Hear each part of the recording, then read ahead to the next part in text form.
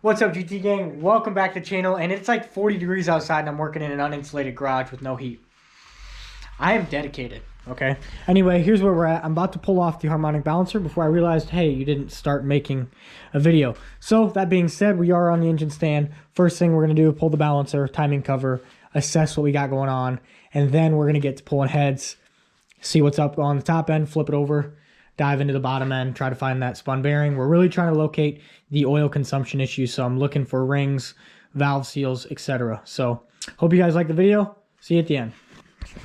So if you were here for the last video, I told you step by step how to pull your engine out of your 300 whatever LX platform, basically your Mopar, because quite frankly most of them are the same. So this is where I am right now. I did pull off the timing cover without letting you guys know that I did that. So that being said, it's just a few 13mm bolts. You'll be able to figure it out. No problem at all. What we've got right here is the timing cover removed. What we have here is your timing. This would be your timing chain right here. This is your cam sprocket. You have your oil pump right here. I already drained the oil just prior to recording this. And you have your pickup tube right here. I just wanted to take a look at this and get this part up out of the way, see if we had any issues here, which we don't. Next thing I'm going to do is head over to one of the heads. It doesn't really matter which one. Normally you would take off your exhaust manifold, but I'm going to keep mine on just in case my problem that I'm having with my engine does not lie in the heads and I won't have to replace my exhaust manifold gaskets. That's the plan. We'll go ahead and take off the valve cover. You have 8mm bolts all the way around the outside. Take those off and we have access to the rocker shafts. So I drained the oil, and of course there was a bunch of metal in it. Pulled the timing cover off, didn't find anything crazy.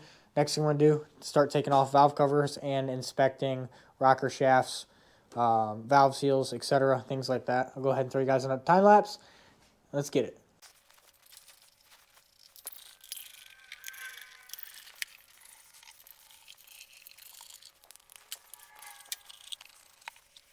So I've got the valve cover off, and I don't see anything noticeable. I can't really see inside of the valve spring to look at the valve seal, but I'm thinking I might have to pull valve springs in order to do that. So I'm going to pull the rocker shafts just so I can pull the push rods out. I don't really want to pull the heads and have push rods falling to the ground.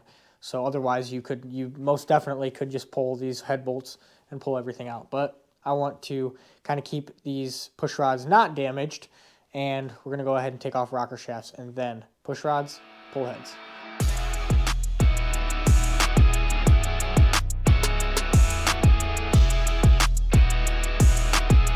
So this is actually a push rod, if you did not know. And what this does is when the cam rotates, it pushes against the lifter, lifts the push rod, which in turn lifts the rocker arm and pushes down the valve. So that's what the purpose is of these. We'll go ahead and take them out.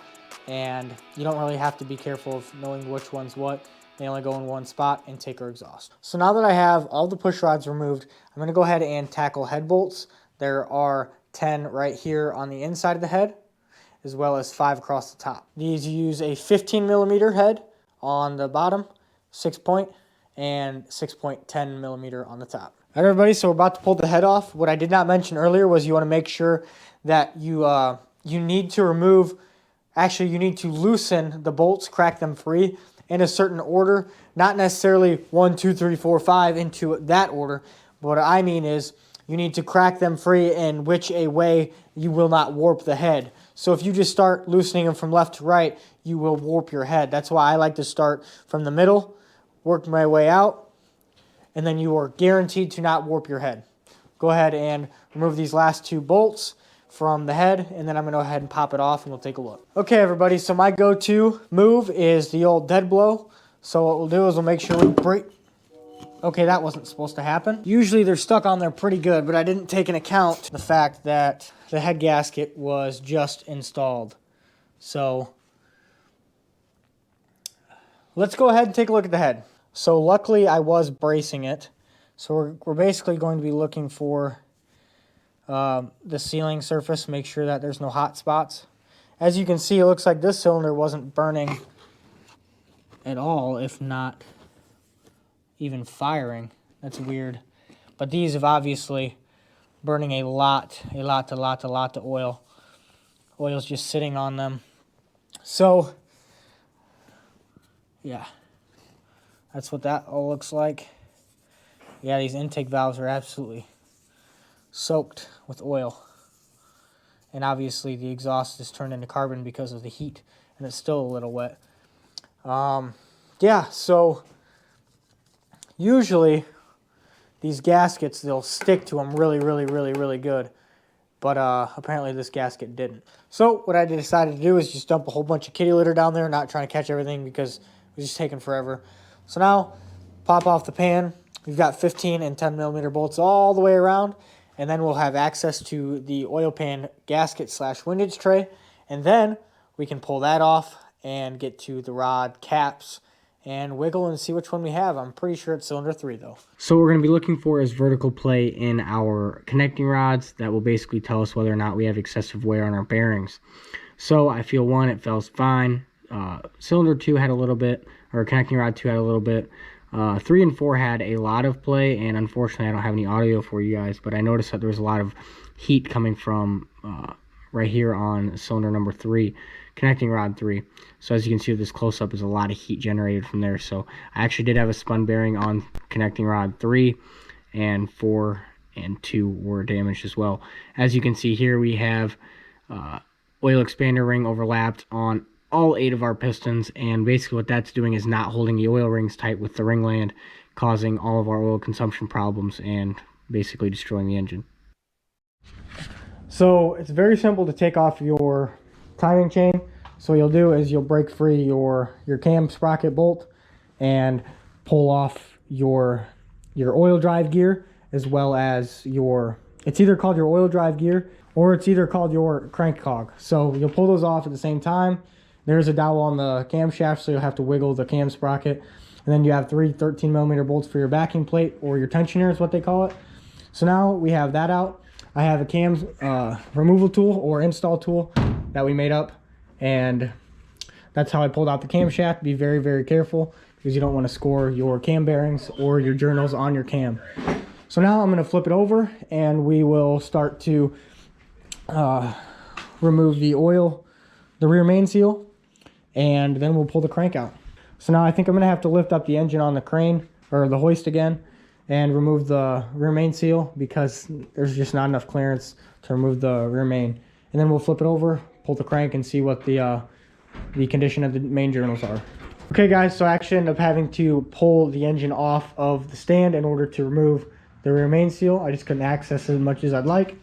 So that being said, you have your 5 8 millimeter bolts. Pull those off, and then we'll be able to reinstall it onto the engine stand. Okay, so now you've got the engine flipped over, you have the rear main seal removed, you have your timing removed. Now you're ready to dive into the crankshaft. So these are your main caps. These are what hold the crankshaft to the block. And you have 4 bolts per main cap. So that means it's a 4-bolt main. So when you have somebody refer to a 2, 4, 6 bolt main, that's what they're talking about. So you have 2 here, and then your cross-bolted main caps too. So you have 1 here and 1 right there on every single one. So it's 4-bolt main. All Hemis are like that. So now what we're going to do is remove the outside bolts first. We want to crack them free and then crack these free, and we'll do that on every single one. We also want to make sure that we're not doing this in some random order. Like, we don't want to go from here to here. We're going to do the same thing that we did with the heads. So we'll start in the middle, work our way out. Same thing as it would be to install them. So just crack them free and then move on to the next one. Crack them free, move to the next one, and then you can remove the entire main cap.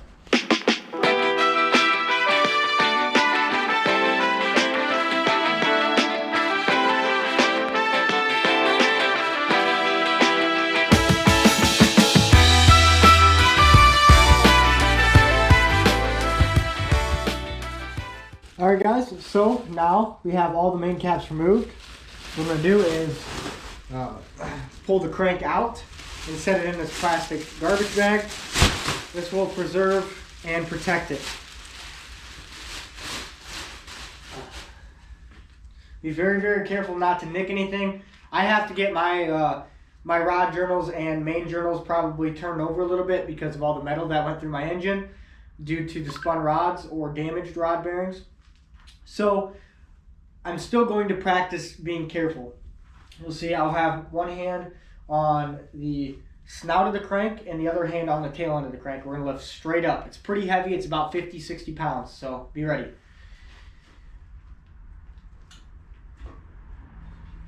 Straight out, set straight down. And one thing you always wanna practice, always wanna practice when you're storing crankshafts, and I'll set you guys up right here. When you're storing crankshafts, you want to have them sitting upright. That way they won't warp. If you lay them down horizontally, they can warp over time, depending on how long you have them sit. So I'm gonna leave my bolt in here. Actually, I should probably break it free, but let's see what I can do here quickly. Tap it with the hammer. Remove it because this is going to the machine shop and I don't want them to have my bolt. So Ron, Ron's Automotive Machine Shop in Sterling, if you're watching, I hope you know that you're ready for another Hemi to come to the shop for the 3rd time this year and the 2nd time with this crank. So this is a 6.1 crank, which is forged, and a factory 5.7 crank is not forged.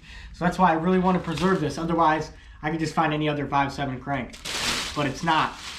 So I'm gonna bag this up, make sure it's nice and sealed tight. I'll even wrap the top with some electrical tape. That way I know it's weather tight. All right guys, so I got the crank out and these bearings are freaking shot after like 200 miles. I mean, they're not shot, but they're due for a replacement after this much. I mean, I spun a rod, so of course we're gonna have damage. That being said, guys, I really appreciate you. I hope you enjoyed the video. You know, if you guys are watching this wondering how I do it, this is my shop, man. This is it. Got air compressor, a toolbox, an engine hoist, and a brain. You know what I mean? Wherever you go, guys, it's just a guy in a shop. And make that however you want. But I try not to look at other people as like way higher above me just because they have better tools. It's the hands that's different. So off with the rant. Obviously, I'm going to have to take this engine to the machine shop again. I'm going to completely strip it. I think it's going to be worth it to take and get it hot tanked again because there is metal throughout the engine. And yeah, clearly we're going to have to do a head gasket, basically a whole rebuild again. So it's going to cost a couple grand.